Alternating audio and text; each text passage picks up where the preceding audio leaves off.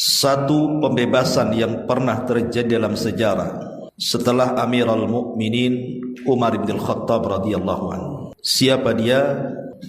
Dialah Salahuddin Al-Ayyubi rahimahullahu ta'ala. Biar antum kenal siapa Salahuddin Al-Ayyubi itu, karena nama ini terkenal di dunia. Siapa yang tidak kenal seorang muslim kepada nama Salahuddin Al-Ayyubi ini? Dialah yang telah membebaskan Al-Quds Palestina di zamannya setelah Amirul Mukminin Umar bin Khattab radhiyallahu anhu. Ma'asyiral muslimin yang dimuliakan Allah Azza wa Jalla, kalau kita kaum muslimin mendengar nama Salahuddin Al-Ayyubi, tentu kita akan memujinya. Kita akan memberikan penghargaan besar atas jasa-jasanya. Berbeda dengan orang-orang barat, terutama orang-orang Eropa, Salabiyun, penyembah salib. Mereka menganggap bahwa Salahuddin itu anak syaitan, ibnu syaitan gitu, dan seorang penipu ulung serta penumpah darah. Karena di mata barat, wabil khusus bangsa Eropa yang beragama Nasrani, ketika melihat bagaimana Salahuddin Al-Ayyubi mampu memenangkan setiap peperangan, terutama melawan orang-orang Salabiyun, orang-orang Nasrani di zaman itu, sampai bisa menguasai Al-Quds. Bahkan setelah menguasai Al-Quds terjadi perang salib yang sangat besar dan dimenangkan oleh kaum muslimin di tangan Salahuddin Al-Ayyubi. Sejak itulah maka orang-orang Eropa yang beragama Nasrani sangat membenci kepada sosok Salahuddin Al-Ayyubi. Dikatakan anak setan lah, dikatakan penipu ulung, dikatakan penumpah darah, macam-macam. Mungkin bahasa sekarang ini teroris lah. Padahal Salahuddin Al-Ayyubi seorang al-mujaddid, pembaharu umat. Nanti saya akan kisahkan mulai dari nasabnya, perjalanan hidupnya, bagaimana peperangannya, luar biasa. Karena Salahuddin Al-Ayyubi ini menggabungkan 3 perkara yang tidak dimiliki orang lain bagi seorang pemimpin. Pertama, dia ahli dalam siasah perang, dan dia adalah ahli ibadah, dan dia adalah singanya dalam peperangan. Jadi dia menggabungkan ilmu dan dunia. Dan sedikit para pemimpin Islam seperti Salahuddin Al-Ayyubi ini. Makanya sejarah banyak yang melaqabkan, menggelar Salahuddin Al-Ayyubi ini sebagai Hamilul Haramaini atau Khadimus Syarifaini, orang yang menjaga 2 tanah haram, Mekah dan Madinah. Juga dilaqab sebagai Muharrirul Quds, sebagai orang yang pernah membebaskan Al-Quds Palestina, Masjidil Aqsa. Dan juga dikatakan Sahikul Fatimiyin, yang menghancurkan Daulah Fatimiyah, Daulah Syiah Mesir. Bahkan Qahirus Salabiyin, orang yang menghancurkan orang-orang salib Nasrani di zamannya. Banyak gelar-gelar yang diberikan karena kepiawaiannya, kecerdasannya, ilmunya, dan kemenangannya membawa kaum muslimin hampir menguasai separuh dunia di zamannya. Ma'asyiral muslimin yang dimuliakan Allah Azza wa Jalla, Salahuddin Al-Ayyubi dulu di zaman Daulah Abbasiyah ada namanya Daulah Salzukiyah. Jadi daulah terbagi 2 waktu itu, ada Salzukiyah, ada namanya Daulah Fatimiyah. Daulah Fatimiyah ini berdiri di Mesir dan didirikan oleh orang-orang Syiah Fatimiyah. Tapi kalau Salzukiyah ini daulah Sunni yang berada di sekitar Syam, dan kekuasaannya kemana-mana, karena kekuasaan besar Salzukiyah ini. Masalahnya kemudian Daulah Salzukiyah ini terpecah belah ketika ada penyerangan besar-besaran yang dilakukan oleh orang-orang salib. Orang-orang Romawi, orang-orang Nasrani di zaman itu berhasil kemudian memecah belah daulah ini sehingga menjadi daulah-daulah yang kecil. Dan itu yang dilakukan orang-orang kafir, seperti yang terjadi kepada Turki Utsmani. Akhirnya kan setelah tumbangnya Turki Utsmani, akhirnya banyak kerajaan-kerajaan di Arab Saudi yang kemudian berpecah sendiri-sendiri. Ma'asyiral muslimin yang dimuliakan Allah Azza wa Jalla, Lah ada satu cerita yang mengenaskan ketika Salabiyun, orang-orang Nasrani ini sampai menguasai Baitul Maqdis di zaman itu. Mereka membantai kaum muslimin itu hampir 3.000 jiwa, dibakar, disembeli, seolah-olah tidak punya rahmat, tidak ada kasih sayang. Karena mereka mungkin tidak ada aturan perang seperti dalam Islam. Dalam Islam itu kan ada aturan perang, tidak boleh membunuh anak-anak, tidak boleh membunuh wanita, orang tua renta, musuh yang sudah menyerah, dan begitu seterusnya. Tetapi memang orang-orang kafir, termasuk orang-orang Yahudi hari ini, yang hendak melakukan pembantaian seluruh warga Palestina, dimulai daripada anak-anak dengan mengebom sekolah-sekolah sampai 3.000 jiwa lebih anak-anak. Mereka hendak melakukan genosida supaya tidak ada keturunan orang Palestina lagi dengan dibantainya anak-anak. Pengecut. Ya, kenapa mesti anak-anak? Anak-anak itu tidak perlu dibom. Kalau melawan anak-anak itu dihantam pakai tangan sudah kalah. Kenapa mesti dibom? Ya, berarti kan pengecut ini, dan ini kejahatan perang namanya. Ma'asyiral muslimin yang muliakan Allah Azza wa Jalla, ketika itu orang-orang salib, mereka menghancurkan Baitul Maqdis, menawan kaum muslimin, menyiksa habis-habisan, memperbudak, membantai, membunuh, tidak ada rahmat lagi. Akhirnya Al-Quds dikuasai orang-orang salib Nasrani di zaman itu. Hidup seorang yang bernama Ayyub dan juga bernama Ayyub. Ayyub ini gelarnya Najmuddin dan Syiraku. Jadi ada dua nama nanti yang akan bersejarah tentang sejarah Salahuddin Al-Ayyubi ini. Pertama Ayyub, gelarnya Najmuddin, dan yang kedua Syiraku, gelarnya Asaduddin. Ayyub inilah yang kemudian melahirkan orang yang bernama Yusuf. Yusuf inilah laqabnya Salahuddin Al-Ayyubi. Yusuf gelarnya Salahuddin Al-Ayyubi, lahir dari keturunan Ayyub, dan Ayyub ini putra daripada Syadi. Dan Syadi ini dipercaya oleh kerajaan Saljukiyah di zaman itu untuk menjadi salah satu perdana menteri ataupun wazir di sebuah daerah namanya Tarkit. Lah di Tarkit ini ada sebuah kabilah dari kalangan Kurdi dari Irak. Kabilah ini termasuk kabilah yang paling mulia. Dari sinilah Salahuddin Al-Ayyubi lahir. Jadi Salahuddin Al-Ayyubi ini memang jadi pertentangan para ulama. Apakah dia Arab keturunan Umayyah, ataukah dia bukan Arab tetapi dia keturunan Kurdiyah, orang Kurdi. Dan yang masyhur Salahuddin ini bukan orang Arab tapi orang Kurdi, orang Irak, dari kabilah Ar-Rawadiyah, kabilah yang paling mulia di Kurdi dari kabilah-kabilah yang ada di Irak. Lahirlah di Tarkit ini ketika kakeknya Sadi menjadi gubernur dari gubernur Saljukiyah, kemudian meninggal, kemudian diteruskan anaknya Ayyub. Anaknya Ayyub yang menjadi gubernur di situ. Di sini lahir Salahuddin Al-Ayyubi. Tapi kelahiran Salahuddin Al-Ayyubi ini terlahir ketika melakukan pelarian. Karena begini ceritanya. Ayyub dengan Syiraku atau Najmuddin dengan Asaduddin ini saudara kandung. Ayyub ini menjadi gubernurnya, sementara saudaranya Asaduddin atau Syiraku ini menjadi pemimpin tentara di situ. Satu hari Asaduddin ini atau Syiraku ini lewat di sebuah daerah, salah satu kekuasaan Saljukiyah juga. Lah pemimpin di daerah itu melecehkan seorang wanita.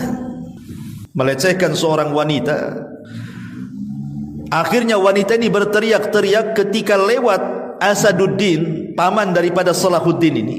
Tiba-tiba berteriak dan mengatakan, "Aghithni ya Asaduddin." Tolong aku wahai Asaduddin, wahai Syiraku. Maka kemudian bangkit kecemburuannya, menghunus pedang, dibantainya salah satu pemimpin dari pemimpin Saljukiyah ini. Akhirnya kemudian terdengar sampai ke pusat yang ketika itu berpusat di Baghdad. Marahlah kemudian pemimpinnya. Akhirnya kemudian sebaiknya keluarga Ayyub dan keluarga Syiraku ini keluar dari Tarkit. Kalau tidak mereka akan dibunuh, karena sudah membunuh salah seorang pemimpin Saljuqiyah masalahnya. Maka malam itu juga mereka keluar dari Tarkit ini. Menuju mana? Menuju Musil. Lah Musil ini dia di bawah kekuasaan bukan Saljuqiyah. Musil ini bukan di bawah kekuasaan Saljuqiyah, tapi Musil ini di bawah kekuasaan Daulah Zingkiyah namanya. Zingki. Pemimpinnya namanya Imaduddin Az-Zinki. Imaduddin Az-Zinki. Di tengah perjalanan pelarian ini, keluarga Ayyub dan juga keluarga Syiraku ini, mereka kan dikejar-kejar oleh tentara. Lah disitulah istri daripada Ayyub melahirkan seorang bayi yang kemudian diberi nama Yusuf, yang kelak akan menjadi Salahuddin Al-Ayyubi. Yang namanya bayi, ikhwan, menangislah kan begitu. Jadi Asaduddin itu yang memang seorang tentara perang gitu ya, takut persembunyian pelariannya ketahuan, hampir dibunuhnya si Yusuf ini, tapi dihalang-halangi orang tuanya dan jangan dibunuh, boleh jadi nanti anak ini akan menjadi anak yang sangat berguna. Akhirnya tidak jadi dibunuh ya, Salahuddin Al-Ayyubi ini. Tapi lihat di sini bagaimana Asaduddin ini yang kemudian melahirkan keberanian yang diwariskan kepada Salahuddin Al-Ayyubi ini luar biasa. Dia harus terusir dari negaranya karena membela kehormatan seorang wanita. Ini sama kasusnya di zaman Nabi SAW. Ketika ada seorang wanita datang ke pasar Yahudi Kunaiko, kemudian bajunya diikatkan di kursi, ketika dia jongkok, ketika dia berdiri, bajunya kemudian terbuka semuanya, akhirnya auratnya tampak. Maka orang-orang Yahudi Bani Kunaiko mentertawakan wanita muslimah itu. Ada seorang sahabat muslim tidak terima, dibunuhlah orang yang melecehkan wanita itu. Akhirnya bangkit satu pasar orang-orang Yahudi membunuh anak muda yang membela wanita itu. Dari sinilah terjadi perang Bani Kunaiko. Rasul marah karena Yahudi Bani Kunaiko sudah melanggar perjanjian. Dan begitu sifat Yahudi, suka melanggar perjanjian sampai hari ini. Berapa banyak perjanjian yang sudah disepakati di Dewan Persatuan Bangsa-Bangsa PBB yang mereka khianati. Dan memang itu sifat Yahudi dari dulu. Dari zaman Bani Israel juga seperti itu. Itu sifat yang melekat. Karena merasa Yahudi itu, mereka merasa menurut diri mereka, mereka itu orang-orang pilihan. Al-Quran membahasakan abna'ullah wa ahibbah, merasa anak-anak Allah, merasa orang-orang pilihan Allah, merasa orang yang paling cerdas di bumi, sehingga mereka merendahkan semua agama di luar mereka. Makanya mereka, keberadaan Yahudi di mana saja mereka berada pasti akan buat masalah. Sebelum dia punya negara Israel saja, Yahudi di Eropa itu sering buat masalah. Di Australia buat masalah, di Prancis buat masalah, di mana-mana, di Inggris banyak masalah dia. Karena merasa dia paling hebat masalahnya, merasa paling anak pilihan, orang pilihan Allah dan begitu seterusnya. Makanya Allah bantah, Yahudi, kalau kalian merasa anak-anak pilihan Allah, orang-orang terbaik Allah, falima yu'adzibukumullah, kenapa Allah azab kalian? Kenapa orang-orang bangsa Yahudi itu diazab? Banyak kisah-kisah azab yang Allah turunkan kepada mereka. Kisah tentang Ashabus Sabti, mereka menjadi kera-kera yang dihinakan, sebagian jadi babi, ya kan? Kisah mereka diturunkan penyakit taun karena mereka membangkang kepada nabinya. Kisah mereka disambar halilintar kemudian mati, akhirnya dihidupkan kembali. Banyak azab yang turun kepada nenek moyang mereka. Lah katanya kalian anak-anak pilihan Allah, kenapa Allah azab kalian? Kalau Allah sayang ngapain Allah azab? Kok diazab pula? Dan berapa banyak orang-orang Yahudi itu dari zaman ke zaman dijajah, mulai daripada Babylon menghabiskan dan meruntuhkan Palestina, membunuh, membantai orang-orang Yahudi sampai ke akar-akarnya di tangan Bukhtun Nasr. Datang orang Persia lagi, datang orang Romawi lagi. Kalau kalian anak-anak pilihan Allah, kenapa sampai dikalahkan? Mana pertolongan Allah kepada kalian? Ini kan pengakuan saja kalian itu ahibbah, abna'ullah wa ahibbah itu. Kami anak-anak Allah, kami orang-orang pilihan Allah. Dari mana? Kalian bukan pilihan Allah. Kalian itu musuh-musuh Allah Subhanahu wa taala. Ma'asyiral muslimin yang dimuliakan Allah Azza wa Jalla, singkat cerita, maka keluarga Ayyub dan keluarga Syiraku ini sampailah di Musil, di daerah kekuasaan Imaduddin Az-Zinki. Karena sebelum mereka terusir dan sampai di Mosul, hubungan mereka baik dengan Imaduddin Az-Zinki, penguasa Az-Zinki itu. Makanya kemudian ketika sampai di Mosul saja dihormati, diberi tanah, diberi rumah, dihargai. Akhirnya kemudian oleh Imaduddin Az-Zinki, kedua orang mulia ini diberikan kekuasaan untuk menjadi gubernur. Ayyub akhirnya diperintahkan oleh Imaduddin Az-Zinki untuk menjadi gubernur di Ba'labak, dan Yusuf masih kecil dibawa ke sana. Sementara Syiraku ini, saudaranya, tetap berada di Mosul dan menjadi pemimpin perang bagi Imaduddin Az-Zinki dan dijadikan gubernur di situ. Singkat cerita, kemudian Ayyub ibn Shadhi ini, ayahanda Salahuddin, kemudian dipindah dari Ba'labak ke Damaskus.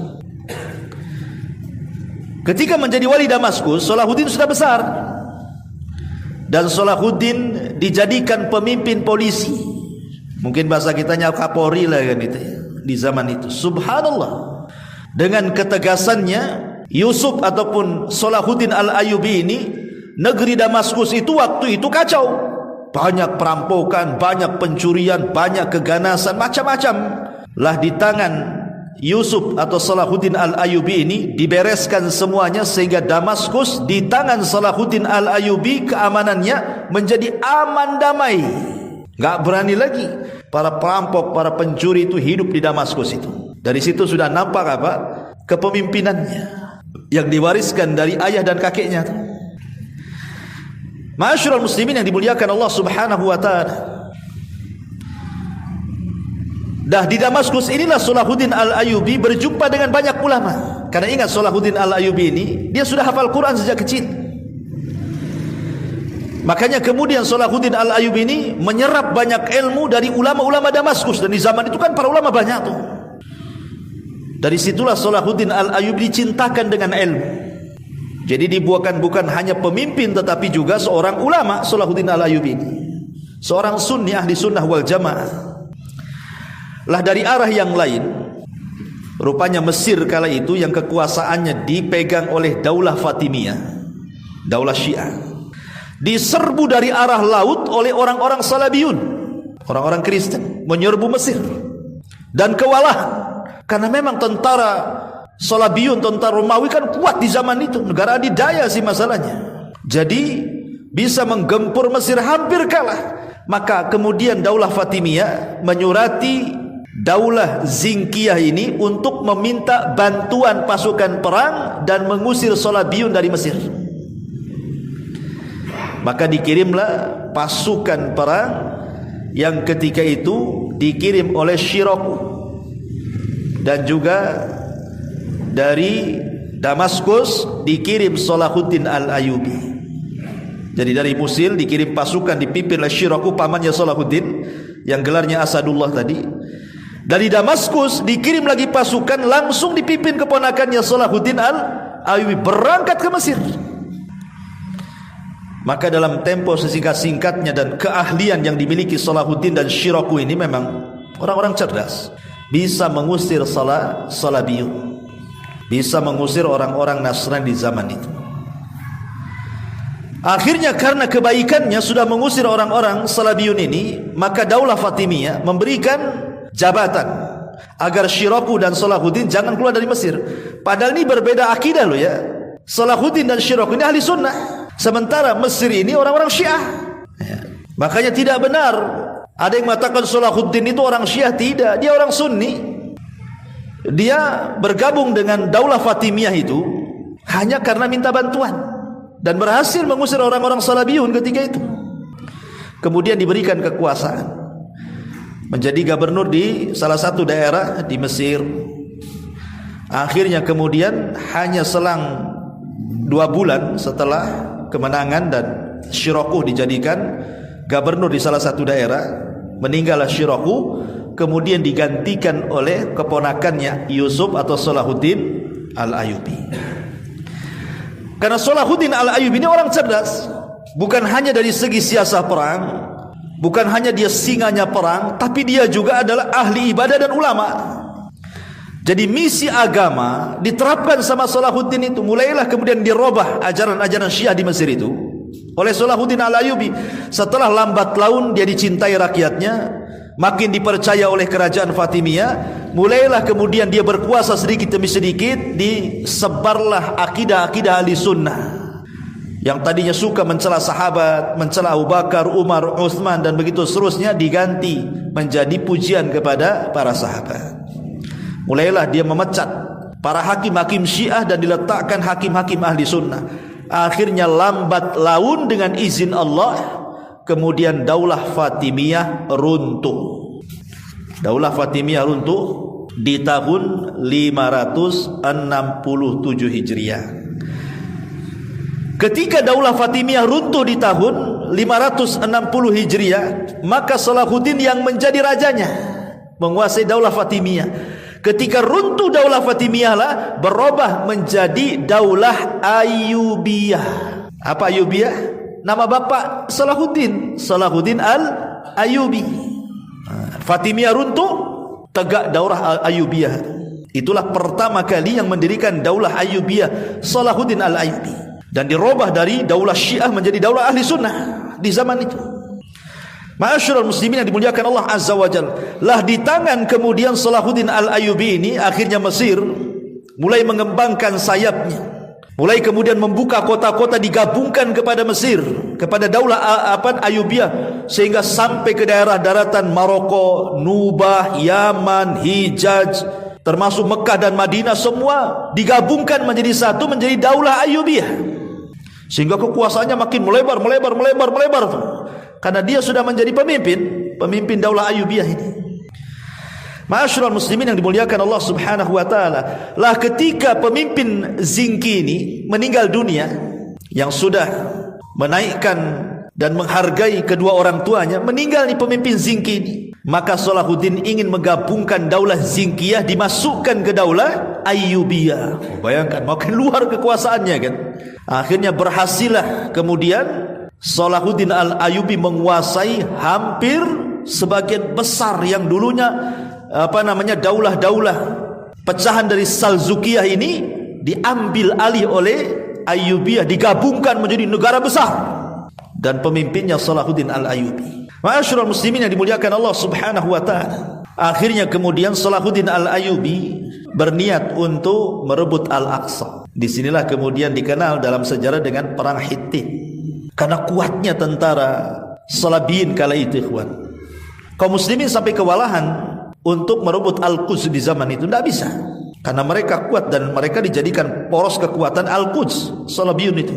Akhirnya kemudian Salahuddin Al-Ayyubi hendak menyerbu Al-Quds, tapi karena kuatnya akhirnya terjadi gencatan senjata, perdamaian.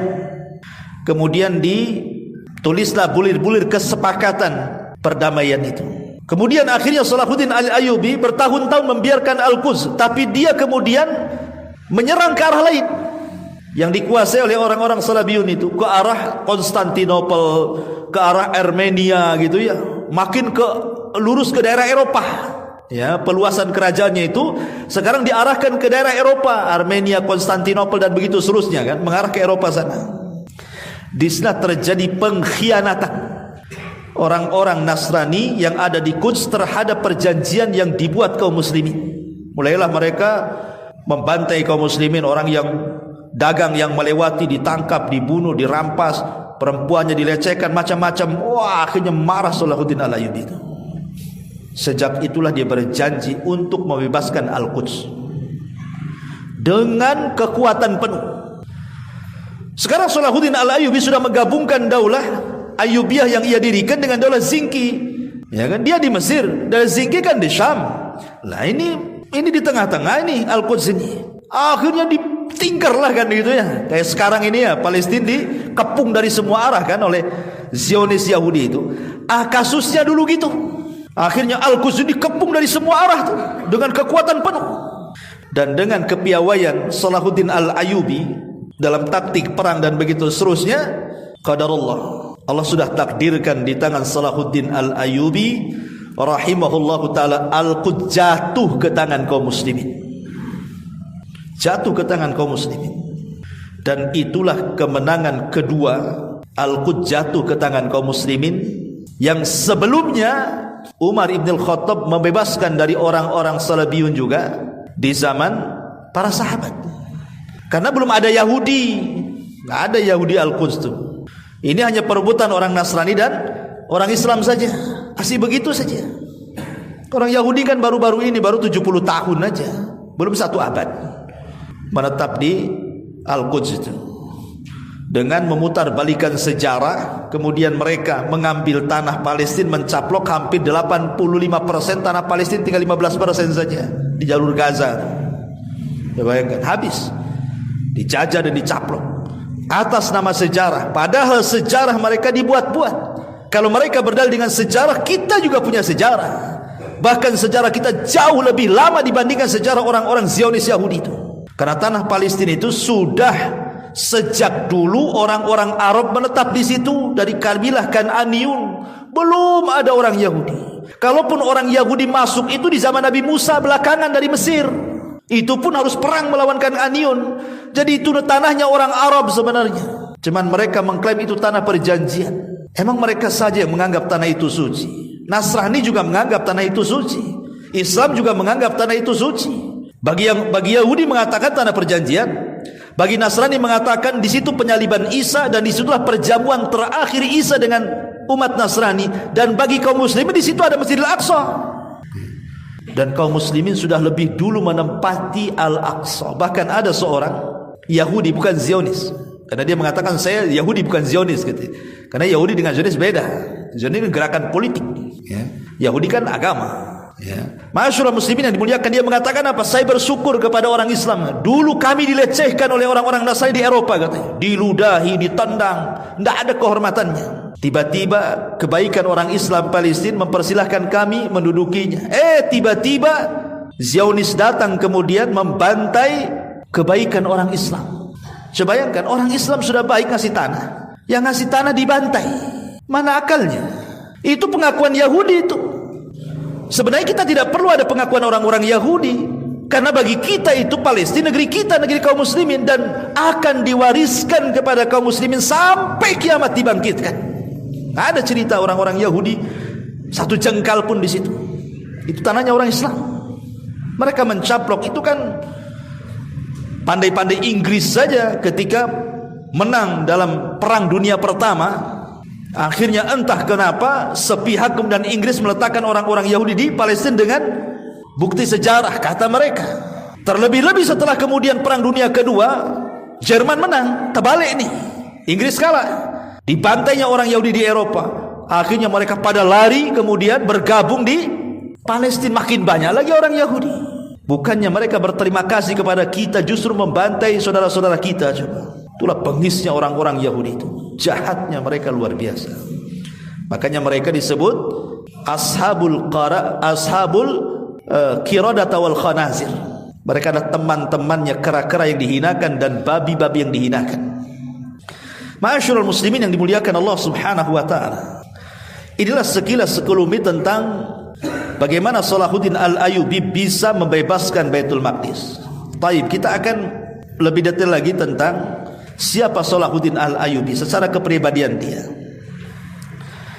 Ma'asyiral muslimin yang dimuliakan Allah Subhanahu wa taala.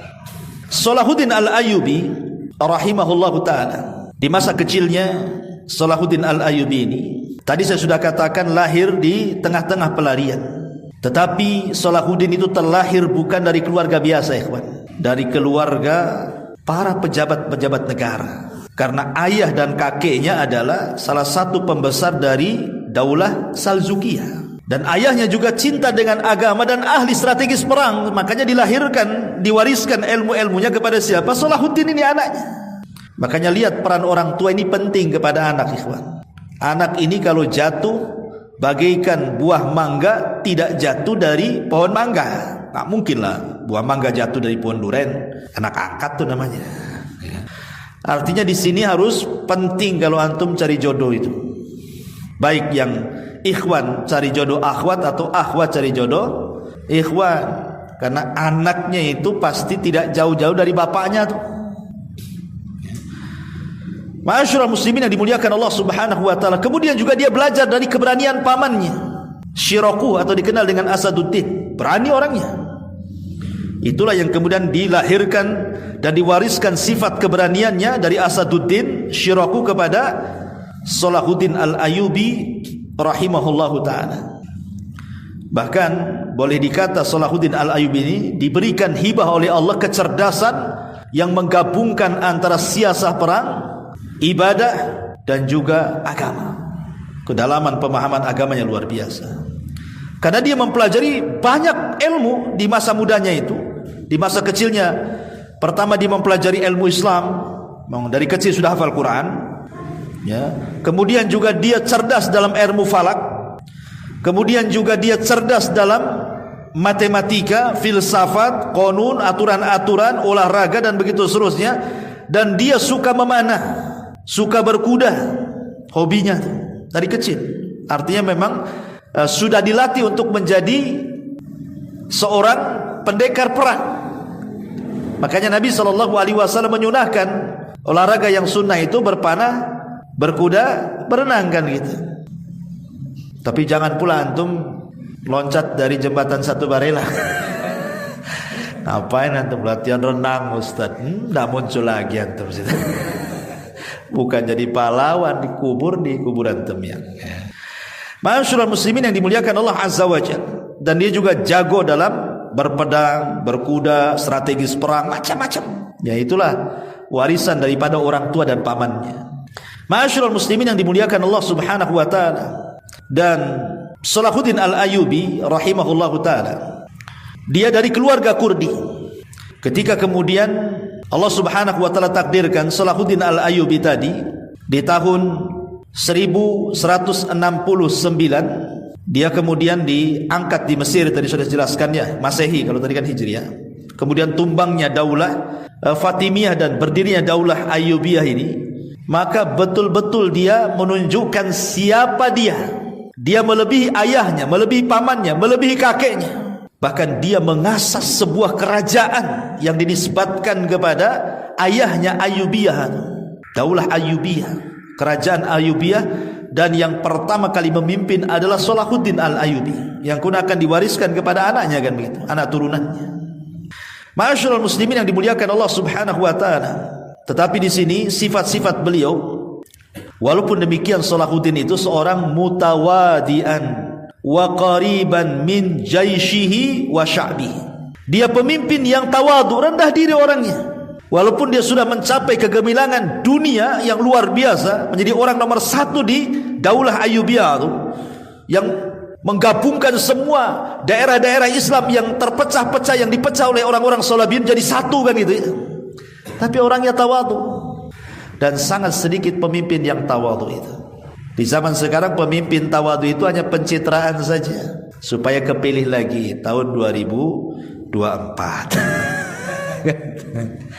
Ma'asyiral muslimin yang dimuliakan Allah Azza wa Jalla. Jadi memang ini pemimpin yang tawadu, dekat dengan tentaranya, dekat dengan rakyatnya, luar biasa. Ya. Kemudian dia tidak suka memamerkan kemegahan hidupnya. Lihat bagaimana Umar bin Khattab radhiyallahu anhu saat dia diberitahu oleh Abu Ubaidah Ibnul Jarrah agar datang dari Madinah ke Mekah mengambil kunci Baitul Maqdis, karena batrik yang menguasai Baitul Maqdis tidak mau menyerahkan kunci Baitul Maqdis kecuali kepada Umar.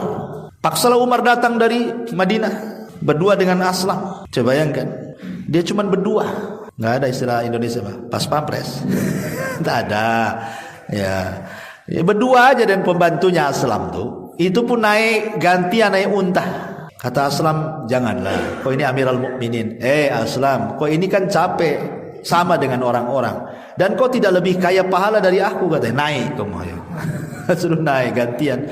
Tapi syaratnya kata Umar, kalau kau di atas unta, aku yang menggiring, kau baca Quran, aku dengar. Kalau aku yang di atas unta, aku baca Quran, kau yang dengar. Itu Umar. Ya. Berangkat ke Palestina. Bajunya robek-robek, ada yang mengatakan 14 robekan, ada yang mengatakan 17 robekan. Bajunya Umar yang dipakai itu. Kata Amr bin As, ya Amirul Mukminin, engkau akan menghadap Batrik, pemimpin Nasrani. Carilah baju yang bagus lah, masa kayak gini.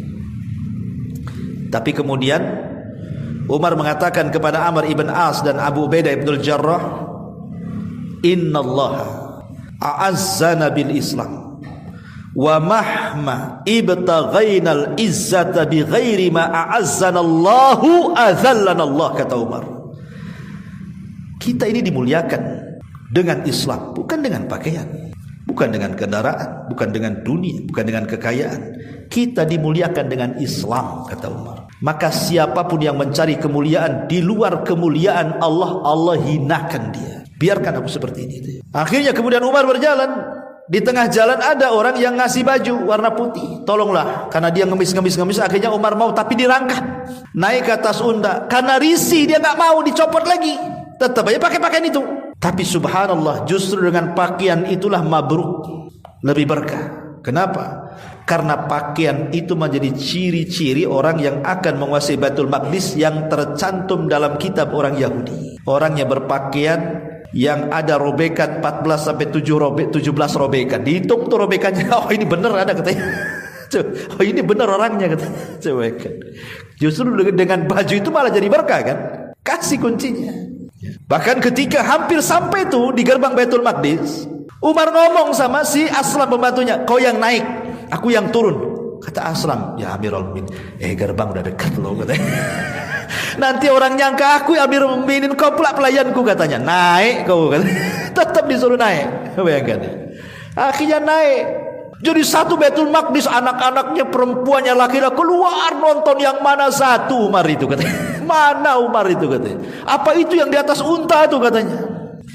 Maka sahabat mengatakan bukan, itu yang bawa unta katanya, yang geret unta itulah katanya. Bingung orang, makin bingung kan gitu. Tapi justru itu pula yang menjadi tanda-tanda di Taurat bahwa orangnya tawadhu. Oh betul, oh ini orangnya berarti kan gitu ya. Terkadang ikhwatul fillah muliakan Allah, pakaian itu justru itu dimuliakan. Seandainya kemudian Umar bin Khattab ganti pakaian, batrik-batrik itu gak percaya kan begitu. Tapi dengan tetap menggunakan pakaian yang tawadhu, justru itu pula yang kemudian akhirnya kunci Baitul Maqdis diserahkan kepada Umar bin Khattab radhiyallahu anhu. Luar biasa ya. Itulah tawadhu, pemimpin tawadhu harus seperti itu.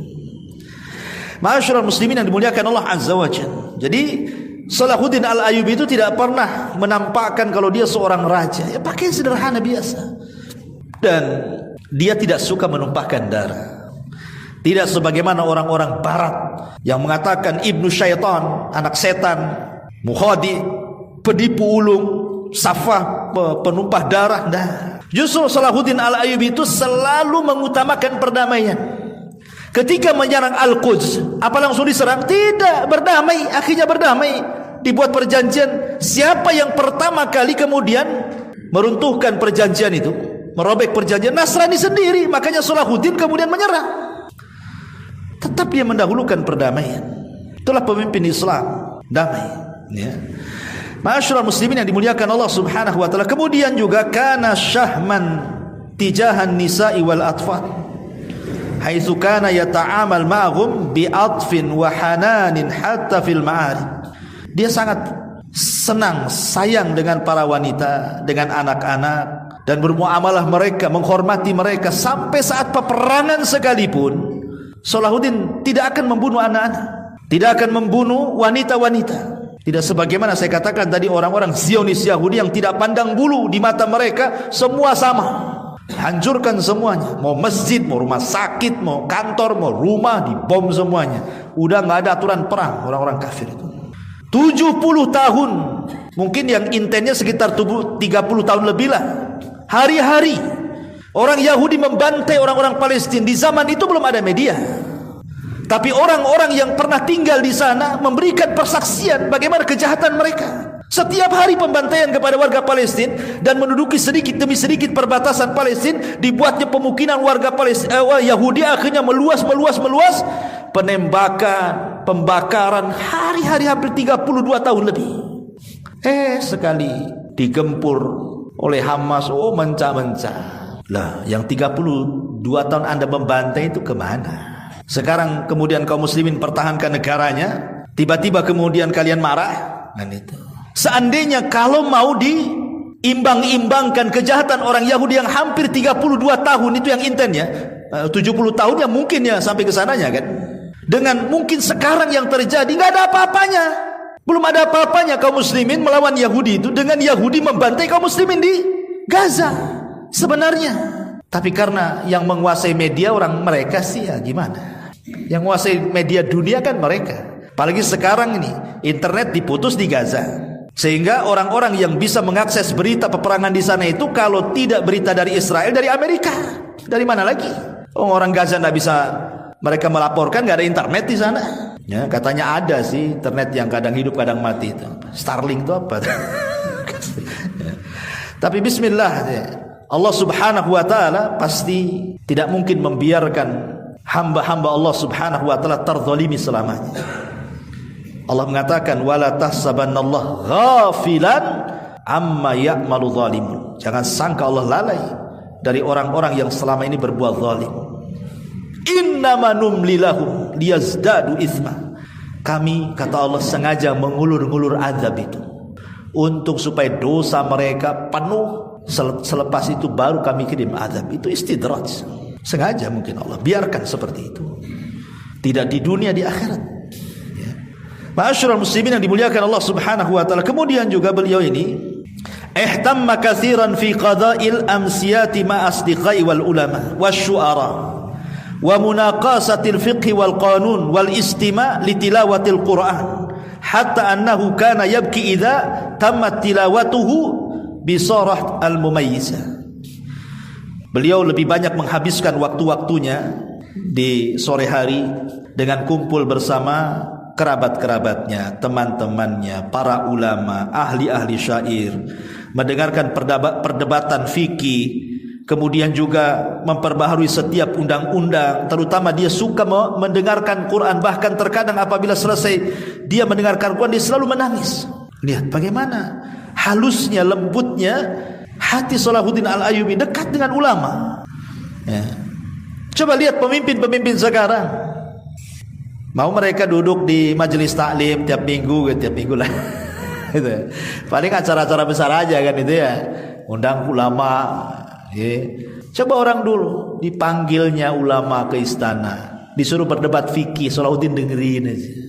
Dapat ilmu dari situ. Setiap hari kalau tidak dalam kondisi peperangan, karena Salahuddin Al-Ayyubi yang intens peperangan tuh sekitar hampir kurang lebih 20 tahun tuh perang terus tuh. Sehingga ketika dia di masa kejayaannya dihabiskan hanya untuk menghabiskan lillah karena Allah Subhanahu wa taala, dengan ibadah kepada Allah Subhanahu wa taala.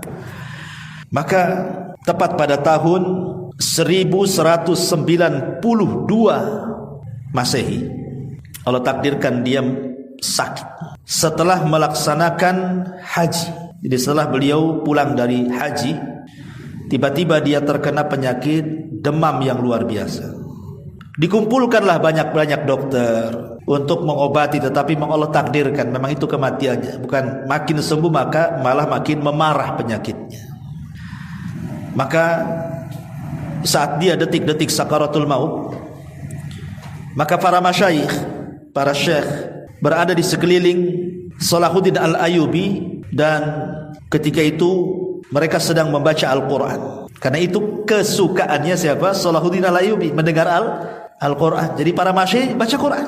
Ketika sampai di surat Al-Hasyr ayat 22, huwallahu alladzi la ilaha illahu alimul ghaibi wasyahadati wa huwar rahmanur rahim. Tiba-tiba Salahuddin Al-Ayyubi sempat membuka matanya, kemudian berkata, inna lihada lahaqqun. Sesungguhnya isi ayat ini sebuah kebenaran. Kemudian setelah itu Allah takdirkan, setelah dibacakan surah Al-Hasyr 22 dan Salahuddin sempat mengucapkan itu sebuah kebenaran, akhirnya Allah takdirkan Salahuddin Al-Ayyubi meninggal dunia, dan dia tidak mewarisi 1 dinar pun untuk anak-anaknya, karena semua diinfakkan kepada fuqara dan masakin. Luar biasa ya. Inilah kisah singkat daripada Salahuddin Al-Ayyubi yang sudah membebaskan Palestina. Tetapi Allah Subhanahu wa taala memang berfirman, wa tilkal ayyam nudawiluha bainan nas. Namanya hari-hari itu kan diputar-putar. Dulu dibebaskan oleh Umar bin Khattab, diambil lagi oleh orang-orang Salabiyun. dibebaskan lagi oleh Salahuddin Al-Ayyubi, kemudian diambil oleh Mesir, ya, oleh Salabiyun dan dikuasai Mesir belakangan kan. Kemudian sekarang malah justru tidak dikuasai kaum muslimin, malah kemudian dikuasai orang-orang Yahudi. Sekalipun kemudian Allah takdirkan nanti merdeka lagi Palestina, boleh jadi kemudian Palestina dijajah lagi, merdeka lagi, dijajah lagi, seperti itu saja. Sampai Allah Subhanahu wa taala takdirkan keluar Imam Mahdi yang kita tunggu-tunggu, Muhammad ibn Abdullah Al-Mahdi Al-Muntadhar, yang akan memimpin kaum muslimin untuk membebaskan Al-Quds dan menguasai dunia, ya. Tapi kapan keluarnya wallahu a'lam. Ingat, sekarang lagi viral di medsos itu, kalau ada cuplikan-cuplikan orang-orang yang tertembak di Palestina atau yang gugur di Palestina dari anak-anak kecil, terkadang ada lagu judulnya Ya Mahdi, Ya Mahdi. Ingat, hati-hati, Ya Mahdi ini ajaran Syiah, ikhwan. Lagu ini dibuat oleh orang Syiah.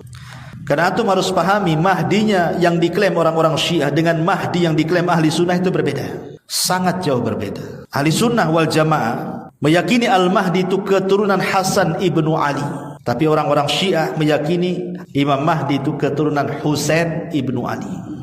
Orang-orang Syiah menganggap bahwa Imam Mahdi mereka itu adalah imam ke-12 dari keturunan Ali radhiyallahu an, yang konon sewaktu bayi imam 12 namanya Muhammad Hasan al-Ashkari itu disembunyikan di sebuah gua di Irak namanya Sirdab. Di situ ada gua namanya Sirdab. Setiap hari orang Syiah datang dan menggedor-gedor pintu gua dan mengatakan ukhruj ya Mahdi, ukhruj ya Mahdi. Keluar wahai Mahdi, keluar Mahdi. Ya enggak akan keluar, enggak ada, ya. Imam Mahdi ini perkara gaib bagi kita ahli sunnah, tapi kita harus yakin kemunculannya. Sebagaimana orang-orang Yahudi, mereka menunggu Matius mereka yang bagi kita Dajjal, ataupun orang-orang Nasrani menunggu Isa bin Maryam, maka kita juga menunggu Al-Mahdi. Jadi sama-sama menunggu nih, dan mengklaim semualah mereka itulah yang akan menguasai dunia. Yahudi akan menguasai dunia, Nasrani menganggap mereka akan menguasai dunia, dan kita pun sama. Tapi tentu kita kaum muslimin harus yakin, karena nas-nas yang jelas sudah sampai kepada kita bahwa yang ditunggu-tunggu orang-orang Yahudi, maksudnya Dajjal, akan dikalahkan oleh Isa bin Maryam. Dan turunnya Isa bin Maryam sebagai bantahan kepada orang-orang Nasrani yang mereka mengatakan Isa itu disalib dan yang membunuhnya adalah Yahudi. Maka kemudian kita katakan sebagaimana Al-Quran mengatakan wa ma qataluhu wa ma sallabuhu walakin syubbiha lahu bal rafa'ahu Allahu ila sama. Isa tidak dibunuh, Isa tidak disalib, Isa tidak dibantai, Isa itu diserupakan dan diangkat ke langit. Dia belum mati, dia masih hidup di langit, dan akan turun di akhir zaman untuk ikut serta bersama Al-Mahdi, bukan gabung dengan orang Nasrani, tidak. Justru akan membela kaum muslimin dan akan menjadi pemimpin bersama Al-Mahdi untuk memerangi Dajjal. Bahkan akan mengislamkan orang Yahudi dan Nasrani sebelum wafatnya, karena di zaman itu nanti tidak ada yang namanya jizyah, yang ada masuk Islam atau mati. Allah mengatakan dalam Al-Quran, wa in min ahlil kitab illa la yu'minanna bihi qabla mautih, dan kebanyakan ahli kitab di akhir zaman akan masuk Islam sebelum kematian Isa bin Maryam. Ma'asyiral muslimin yang dimuliakan Allah Azza wa Jalla. Tapi sekali lagi saya katakan bahwa kalau seandainya ada orang mengatakan, karena ini ada sebagian dai yang mengatakan kalau seandainya Palestina merdeka maka kiamat sudah semakin dekat. Tidak ada hubungan kiamat dengan kemerdekaan Palestina, ikhwan. Jangan antum hubung-hubungkan kiamat besar dengan kemerdekaan Palestina. Sebab kiamat besar itu tidak ada yang tahu ilmunya kecuali Allah. Kiamat besar itu tidak ada yang tahu ilmunya kecuali Allah. Adapun hadis Nabi SAW yang mengatakan bahwa tidak akan terjadi kiamat sampai nampak 6 perkara. 1, kematianku. Yang kedua, pembebasan Baitul Maqdis. Berarti kalau Baitul Maqdis di tangan kaum muslimin berarti sudah dekat kiamat. Dari dulu Baitul Maqdis sudah pernah dikuasai kaum muslimin. Di zaman Umar pernah dikuasai, kiamat tak datang. Sampai diambil lagi orang Salabiyun. Kemudian di zaman Salahuddin yang kita ceritakan diambil lagi oleh kaum muslimin. Kemudian merdeka, tak ada juga kiamat. Kalau sekarang kemudian merdeka, ya wajar Allah memutarbalikan seperti itu. Nanti merdeka dijajah lagi, merdeka dijajah lagi kan. Sampai kapan? Itu bukan menunjukkan dekatnya kiamat. Sebenarnya tanpa pembebasan Baitul Maqdis dengan kematian Rasul saja memang kiamat sudah dekat. Rasul yang mengatakan saya dan hari kiamat seperti ini. Dekatnya karena memang nabi terakhir dan umat umat terakhir, berarti tidak ada nabi dan tidak ada umat setelahnya. Berarti kiamatlah kan begitu. Tentang kapan terjadinya kiamatnya Allahu a'lam. Ya. Intinya jangan dihubung-hubungkan masalah ini. Karena akan semakin menggembirakan orang-orang Yahudi saja nantinya kan. Kalau orang didoktrin pamanya seperti itu nih, kalau merdeka Palestina nih nanti kiamat besar datang, lemahlah kaum muslimin. Aduh, kalau gitu jangan merdeka aja lah, saya belum siap kiamat. Ada masalah antum ya. Masyarul muslimin yang dimuliakan Allah Azza wa Jalla. Kemudian syubhat macam-macam ini perang Palestina Israel ini. Kadang-kadang orang yang tidak tahu pun bicara. Betul kata Nabi SAW, di akhir zaman itu akan muncul ruwaibidah. Rasul mengatakan, sahabat berkata, apa itu ruwaibidah ya Rasulullah? At-tafi minan nas yatakallam, at-tafihu yatakallam fi amri an-nasi. Orang-orang jahil bicara soal kemaslahatan orang ramai, akhirnya menyebar hoax sana sini. Contoh yang sekarang lagi banyak ditanyakan gitu. Ini Palestina dikepung oleh orang Zionis. Kemudian yang membantu kenapa banyak orang Syiahnya? Libanon Hizbullah, Iran, terakhir Houthi. Mana Saudi katanya? Kan begitu ya? Di mana Saudi? Di mana negara-negara ahli sunnah? Kenapa diam saja? Masyarul muslimin yang dimuliakan Allah Azza wa Jalla. Sekarang ada lagi Turki. Akhirnya apa? Menjempolkan Turki, membalikan jempol Saudi. Kan ada yang gitu tuh. Saudi gini gitu. Turki gini. Kawan antum tidak tahu. Negara Saudi dari dulu sudah membantu warga Palestina. Bukan dengan rupiah, dengan dolar. Bukan ratusan tapi jutaan dolar. Sejak zaman Malik Abdullah sampai sekarang Raja Salman, antum tidak tahu mereka membantu. Memang mereka tidak membantu dengan pasukan, karena bagaimanapun yang namanya kerajaan Saudi itu harus ada yang lebih maslahat. Di sana ada Ka'bah yang setiap waktu datang orang umroh, datang orang haji ke situ. Sementara kemudian Israel ini di backup oleh Amerika. Taulah Amerika negara didaya polisinya dunia, punya ribuan nuklir. Dan sudah sesumbar, siapa yang bantu Israel ku serang kau ya. Seandainya kemudian Saudi membantu dengan tentara, dengan ini, pasti tidak akan luput diganggu. Kalau sudah diganggu apa? Antum akhirnya protes, nggak bisa haji, bisa nggak ada. Kayak kemarin aja corona protes, kan gitu. Atau pamannya antum sedang haji datang pula ini, rudal-rudal tuh. Jadi mereka punya kemaslahatan yang kita tidak tahu. Berhusnudzonlah kepada saudara kita, Saudi saudara kita, Palestina saudara kita. Ya, nggak perlu kemudian membesar-besarkan permasalahan seperti ini. Sekarang pertanyaan, apa yang sudah Anda sumbangkan kepada orang Palestina? Yang ngomong kayak gini tuh, apa yang Anda sumbangkan untuk mereka? Apakah Anda hanya menyumbangkan komentar di kolom komentar itu? Netizen yang terhormat, kan itu. Apa hanya sekedar ngomong gitu saja? Pertanyaannya, berapa rupiah yang Anda sumbangkan itu? Enak kali kalau ngomong begitu. Raja Abdullah loh pernah menyumbangkan 1 juta dolar loh. Dolar 1 juta, berapa triliun itu? Masyarul muslimin yang dimuliakan Allah Azza wa Jalla. Kita tidak tahu mereka itu dari negara, belum lagi dari pribadi-pribadi orang sana. Dan kita tahu wataknya orang Saudi itu karam. Wataknya orang Saudi itu tidak pelit orangnya. Wataknya orang sana itu. Beda dengan kita ya, ada yang pelit, ada yang enggak kan gitu ya. Tapi umumnya orang sana luar biasa. Kalau nyumbang tuh wahweh bahasa kitanya itu. Anda tidak tahu. Anda tidak bisa membantu tapi mengkritik. Sekarang janganlah cerita itu. Ini Palestina sedang dibombardir. Warga kaum muslimin saudara kita yang di sana sedang menghadapi kelaparan. Susah air, susah listrik, susah internet. Dibayang-bayangi satu waktu akan mati di bom, satu waktu akan dihabisi dan begitu seterusnya. Anda sibuk soal ini itu, kan aneh. Fokuskan saja doa untuk mereka. Kalau punya harta, sumbangkan kepada mereka. Kemudian sebarkan berita-berita yang tidak hoax. Jangan menyebar hoax, sehingga akhirnya makin kacau dunia dalam berita ini jadinya.